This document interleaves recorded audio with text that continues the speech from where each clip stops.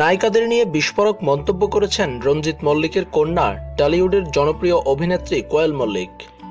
তার আসন্ন সিনেমা নিয়ে বুধবার এক সাক্ষাৎকারে বলেছেন, প্রতি রাতেই এখনকার নায়িকাদের পোশাক খুলতে হয়, তাদেরকে নগ্ন হতে হয়। তার এ ধরনের মন্তব্য রীতিমতো হইচই ফেলেছে ফেসবুক সহ নানা সোশ্যাল মিডিয়ায়। এই সাক্ষাৎকারে নানা প্রশ্ন ছুড়ে দেন সাংবাদিকরা। এরই এক পর্যায়ে কোয়েল মল্লিক বলেন, প্রতি রাতেই আমাদেরকে নগ্ন হতে হয়, এতে লুকোচুরির কিছু নেই, তবে আমাদের তো অভিনয় করতেই হবে, সুতরাং অভিনয়ের জন্য নগ্নতাকে সামনে আনতে কোনো অসুবিধা নেই। বর্তমানে নতুন এক ছবির কাজ নিয়ে ব্যস্ত কোয়েল মল্লিক। আবিরের সাথে ঝুটি বেঁধে কৌশিক গঙ্গোপাধ্যায়ের পরিচালিত বহুদিন পর ছবিতে ফিরছেন তিনি।